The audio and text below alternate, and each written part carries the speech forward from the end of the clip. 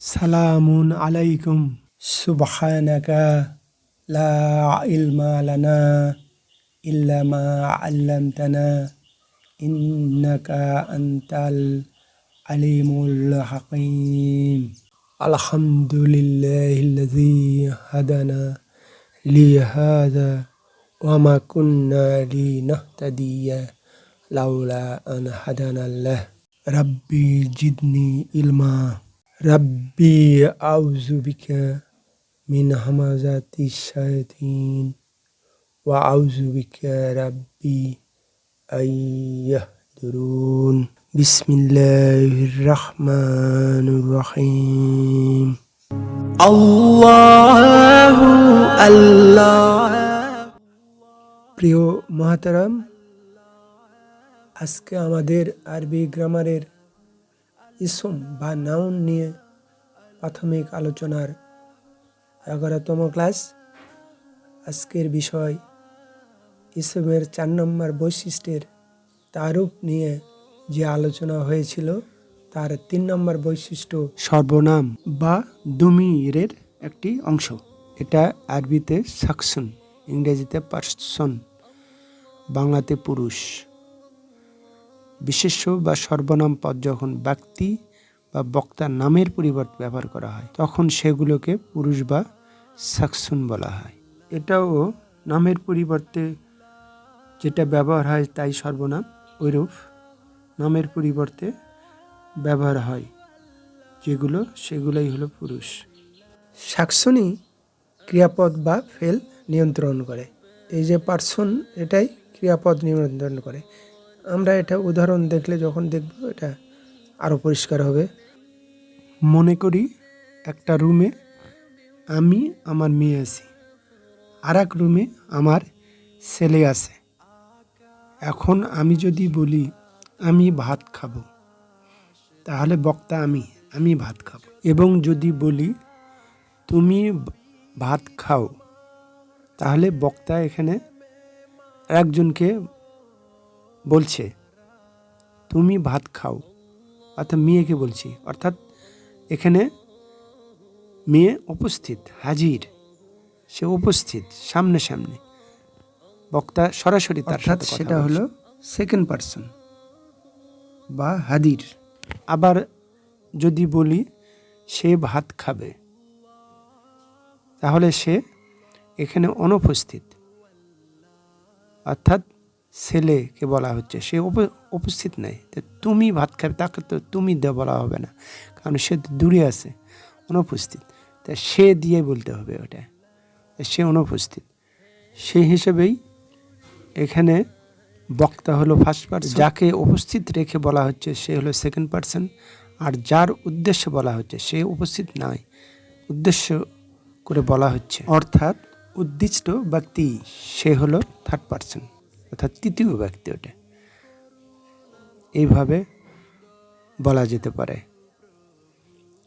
তাহলে আমরা দেখলাম যে ক্রিয়াপদ খাওয়া, অর্থাৎ খাবো, খাবোটা দেখুন 3 পার্সনের বেলায় 3 রকম হয়েছে। আমি খাবো হলো, তুমি খাও, আর সে খাবে হলো।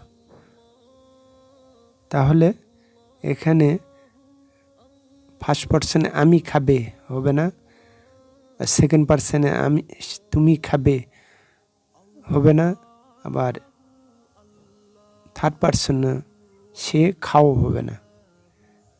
তাহলে এখানে পারসন ক্রিয়াকে বা ভার্বকে নিয়ন্ত্রণ করলো।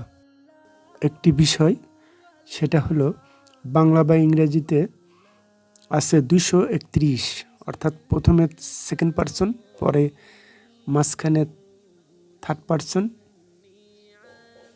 আর লাস্টে হলো ফার্স্ট পারসন, এই হিসেবে বলা হয়। কিন্তু আরবিতে দেখুন প্রথমে থার্ড পারসনে আসে, তারপরে সেকেন্ড পারসন, তারপরে ফার্স্ট পারসন।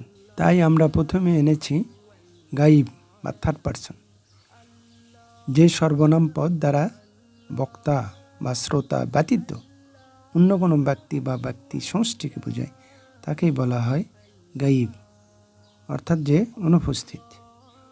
এর মধ্যে আছে হুয়া মানে সে, হুম তারা, হিয়া সে ফেমিনিন, হুন্না তারা ফেমিনিন।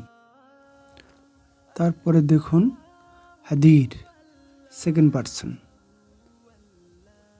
বাংলায় হলো মধ্যম পুরুষ। বক্তা যার সঙ্গে কথা বলছে তাকে অথবা তাকে সহ তার সঙ্গী সাথীকে বোঝানোর জন্য যে দমির ব্যবহৃত হয় তাকেই বলা হয় হাদির, অর্থাৎ যে উপস্থিত, বক্তার সামনে উপস্থিত। আন্তা তুমি, আন্তুম তোমরা, আন্তি তুমি ফেমিনিন, আন্তুন্না তোমরা ফেমিনিন। তারপরে দেখুন মুতাকাল্লিম অর্থাৎ ফার্স্ট পারসন, বাক্যে যে সর্বনাম পদ দ্বারা বক্তা হিসাবে বোঝায় বা বক্তা সহ দলের সবাইকে বোঝায় তাকে মুতাকাল্লিম বলে। যেমন আনা আমি, নাহনু আমরা। একটা বিষয় লক্ষ্য করুন, সাকসনের যে শ্রেণী বিভাগ আরবিতে, তা দেখুন গাইব মানে যে অনুপস্থিত থাকে, অদৃশ্য থাকে, নামের সাথে মিল আছে। গাইব নাম হয়েছে গাইব। আবার হাদির সে উপস্থিত থাকে, সেকেন্ড পারসন, এই জন্য নামও হয়েছে হাদির। মুতাকাল্লিম বক্তা যে বলে, সেজন্য নামও হয়েছে মুতাকাল্লিম।